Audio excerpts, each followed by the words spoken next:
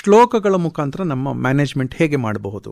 ಈ ಪ್ರತಿಯೊಂದು ಪ್ರಯತ್ನವು ನಮ್ಮದೇ ಮರ್ಕಟ ಮನಸ್ಸನ್ನು ಆರ್ಗನೈಸ್ ಮಾಡುವುದು ಹೇಗೆ, ಶಕ್ತಿಯುತವಾಗಿ ಮಾಡುವುದು ಹೇಗೆ, ಅದನ್ನು ಶ್ಲೋಕಗಳ ಮುಖಾಂತರ.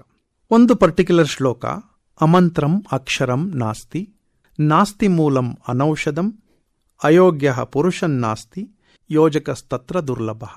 ಈ 4 ಸಾಲುಗಳಿದು.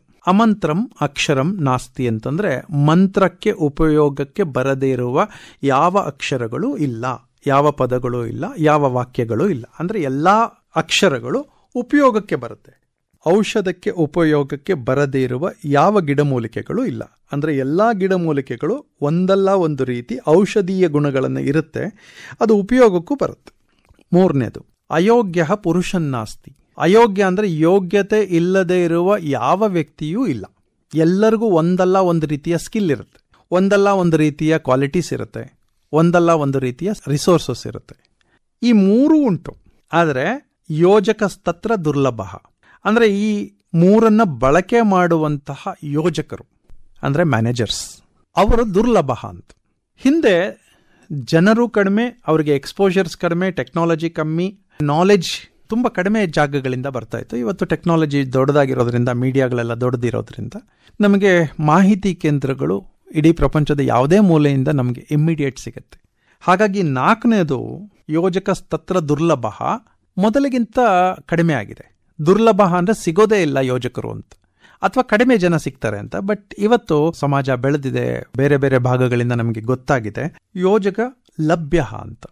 ಬಟ್ ಟ್ರೂ ಏನಂತಂದ್ರೆ ಮ್ಯಾನೇಜ್ಮೆಂಟ್ ಈ 3 ಮಾಡಲಿಕ್ಕೆ ಯಾರಿಗೂ ಬರ್ತಾ ಇಲ್ಲ. ಎಲ್ಲ ರಿಸೋರ್ಸ್ಗಳು ಅವೈಲೇಬಲ್ ಇದೆ, ಮಾಹಿತಿಗಳಿದೆ, ರಿಸೋರ್ಸಸ್ ಇದೆ, ಹಣ ಇದೆ, ಬುದ್ಧಿ ಇದೆ, ಜಾಗ ಇದೆ, ಜನ ಇದ್ದಾರೆ. ಇದಿಷ್ಟು ಇದ್ರೂ ಕೂಡ ನಮ್ಗೆ ಯಾಕೋ ಬಳಕೆ ಮಾಡೋದ್ರಲ್ಲಿ ನಾವು ಸೋತೋಗ್ತಾ ಇರ್ತೀವಿ. ಸ್ವಲ್ಪ ಕೂತ್ಕೊಂಡು ಯೋಚನೆ ಮಾಡಿದ್ರೆ ಯಾರನ್ನ ಎಲ್ಲಿ ಹಾಕಬೇಕು, ಇದಕ್ಕೆ ಮ್ಯಾನೇಜ್ಮೆಂಟಲ್ಲಿ POSDC ಅಂತ ಕರಿತೀವಿ, planning, organising, staffing, directing and controlling ಅಂತ. ಒಂದು ದೊಡ್ಡ ಇಂಡಸ್ಟ್ರಿ, ಆ ಇಂಡಸ್ಟ್ರಿ ನಡಿಬೇಕಂತಂದ್ರೆ ರಿಸೋರ್ಸ್ಗಳನ್ನು ಹೊಂದಿಸ್ಕೋಬೇಕು. Resources of men, resources of material, resources of technology, resources of marketing, resource of information, ಮ್ಯಾನೇಜ್ಮೆಂಟಿನ ಕ್ವಾಲಿಟೀಸ್ ಇದೆಲ್ಲ ಎಲ್ಲವನ್ನು ಜೋಡಿಸ್ಕೋತೀವಿ. ಇಷ್ಟು ಇದೆ.